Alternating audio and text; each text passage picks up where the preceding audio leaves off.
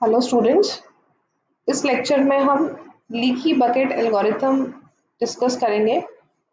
इससे पहले हमने कंजेशन कंट्रोल टेक्निक्स और पॉलिसीज़ के बारे में पढ़ा था। उसी की कंटिन्यूशन में ये एल्गोरिथम है। देखिए, इसमें एक इम्पॉर्टेंट वर्ड आता है ट्रैफिक शेपिंग। ट्रैफिक शेपिंग मतलब जो ट्रैफिक है उसके अमाउंट को कंट्रोल करना, तो उसी को ट्रैफिक शेपिंग कहते हैं। तो लीकी ट्रैफिक शेपिंग मतलब ट्रैफिक को रेगुलेट करना। और इस ट्रैफिक शेपिंग के अंदर दो तरीके के एल्गोरिथम्स हैं, लीकी बकेट है एंड देन सेकंड है टोकन बकेट। तो आपके सिलेबस में लीकी बकेट ही है, तो हम वही डिस्कस करेंगे। तो देखिए, लीकी बकेट मतलब ऐसी बकेट जो लीक हो रही है।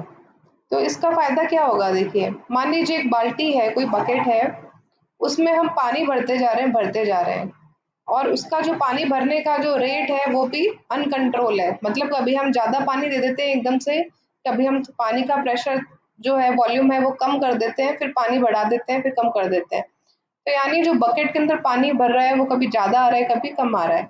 लेकिन हमें आउटपुट पे एक कांस्टेंट पानी चाहिए, मतलब पानी बाहर जो आना चाहिए बकेट से वो एक कांस्टेंट दर से आना चाहिए, ज़्यादा कम नहीं आना चाहिए, कांस्टेंट दर से आना चाहिए।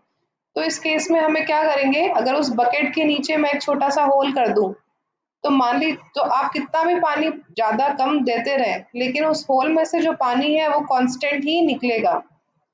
तो अगर आपकी बकेट लीकी है, मतलब बकेट में छेद कर दिया है, तो अगर पानी इनपुट आप कुछ भी दे रहे हो बकेट के अंदर, कितना ज़्यादा पानी दे रहे हो या कम दे रहे हो, लेकिन जो आउटपुट आएगा उस होल में से, उस लीकेज में से, वो कांस्टेंट ही आएगा। अब ये कंसेप्ट ही जो है वो हमें नेटवर्क के अंदर यूज़ करना है, नेटवर्क टेक्निक के अंदर।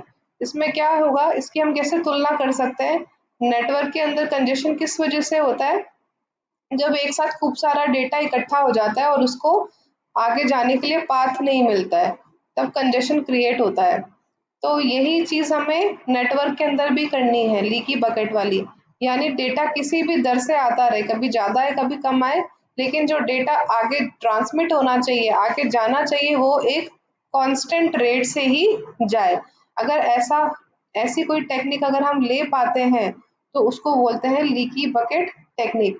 तो लीकी बकेट टेक्निक में इनपुट जो रेट है वो तो वेरी होता रहता है, कम ज़्यादा होता रहता है, लेकिन जो आउटपुट रेट है वो कांस्टेंट रहना चाहिए। तो देखिए, इसको चित्र की सहायता से हम समझ सकते हैं। ये डायग्राम देख सकते हैं आप।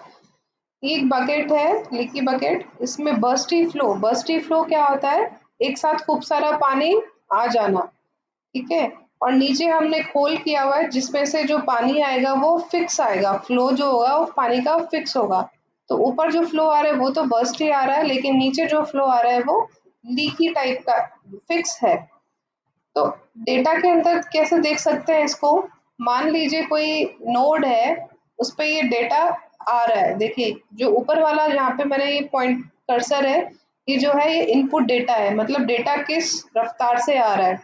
तो देखिए, ये टाइम एक्सिस है, ये नीचे वाला 0 1 2 3 से लेके 10 तक ये टाइम एक्सिस है, और 2 4 6 ये डेटा है, डेटा रेट है, कितने एमबीपीएस मतलब कितने स्पीड क्या है डेटा की। तो देखिए, 0 से लेके 2 सेकंड तक जो डेटा 0 से 2 सेकंड तक जो डेटा की स्पीड थी वो थी 12 एमबीपीएस, 12 मेगाबिट्स पर सेकंड। तो टोटल डेटा कितना आया 2 सेकंड के अंदर, 12 इंटू 2 सेकंड यानी 24 मेगाबिट्स। तो यानी 2 सेकंड के अंदर जो डेटा आया है वो आया है 24 मेगाबिट्स।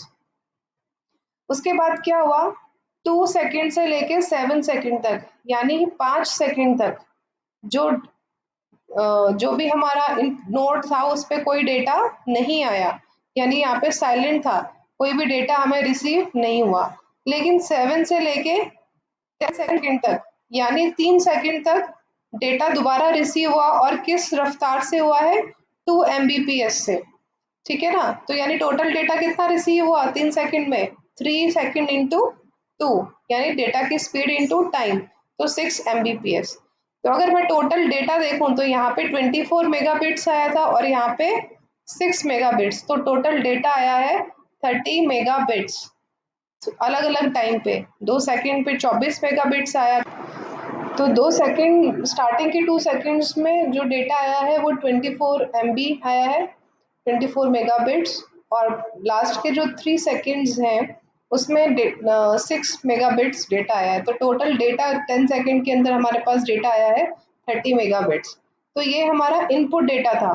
और इसको बर्स्टी डेटा क्यों बोला है? क्योंकि देखिए 2 सेकंड में तो एकदम से ज़्यादा डेटा आ गया, फिर 5 सेकंड के लिए कुछ भी डेटा नहीं आया, और फिर 3 सेकंड्स के बाद फिर दोबारा से डेटा आना शुरू हो गया।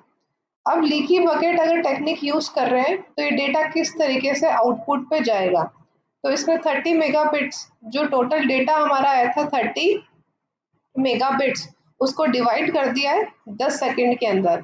तो जो डेटा की रफ्तार रहेगी वो क्या रहेगी? 30 डिवाइड बाय 10, 3 मेगाबिट्स पर सेकंड। यानी आपको डेटा कंटिन्यूसली मिलता रहेगा 0 से लेके 10 सेकंड तक डेटा जो है वो कंटिन्यूसली आउटपुट पे मिलता रहेगा। लेकिन स्पीड क्या रहेगी? 3 Mbps, और ये स्पीड क्या है? कांस्टेंट स्पीड से हमें डेटा मिलेगा। तो अभी हमने जो बकेट वाली एनालॉजी देखी थी वो पूरी की पूरी इस पे सेट बैठ रही है। तो इसीलिए इस टेक्निक को लीकी बकेट टेक्निक बोला गया है। अगर ये लीकी बकेट टेक्निक नहीं होती तो देखिए यहाँ पे 2 सेकंड के अंदर अंदर हमारे पास 24 Mbps स्पीड से डेटा आया है, यानी 24 मेगाबिट्स डेटा आया है, और इस डेटा को आउटपुट करने में हमें टाइम लग जाता। अगर 2 सेकंड के अंदर ही इस डेटा को आउटपुट पे लाना है तो इतनी स्पीड पे लाना पड़ता हमें, 12 Mbps स्पीड पे ही डेटा को आउटपुट पे देना पड़ता। लेकिन यहाँ पे लीकी बकेट टेक्निक से हम इसको आराम से दे पा रहे हैं, 3 Mbps स्पीड से भी आउटपुट पे दे पा रहे हैं। तो इस केस में अब देखिए आगे जब 7 से लेके 10 सेकंड की बात कर रहे हैं तो यहाँ पे डेटा की स्पीड कम हो गई है, 2 Mbps ही हो गई है, ठीक है ना? तो अब ये कम हो गई है और यहाँ पे एकदम से ज़्यादा थी, तो हमने ज़्यादा वाली को भी 3 कांस्टेंट रेट से डेटा को भेज दिया है, और अगर स्पीड कम भी हुई तो भी हमने उसको ज़्यादा डेटा रेट से भेज दिया है। तो ये एक लीकी बकेट का बहुत ही बड़ा एडवांटेज है कि ये जो एकदम से डेटा का जो बर्स्ट होता है, एकदम से डेटा जो इकट्ठा हो जाता है, उसको कंट्रोल करने में बहुत ही ज़्यादा हेल्पफुल है। तो ये हमारा जो 4th यूनिट है पूरी कंप्लीट हो चुकी है। लगभग हमारा 3 इलेक्ट्रॉनिक्स 309 का सिलेबस ऑलमोस्ट कंप्लीट हो चुका है। तो इसमें अभी ऐसा कोई भी टॉपिक नहीं है जो हमने नहीं पढ़ा है। अगर फिर भी कोई टॉपिक है तो आप मुझे पर्सनली मैसेज करके बता सकते हैं, मैं उस पे आपको वीडियो या ई लेक्चर्स नोट्स प्रोवाइड करवा दूँगी। Okay, thank you.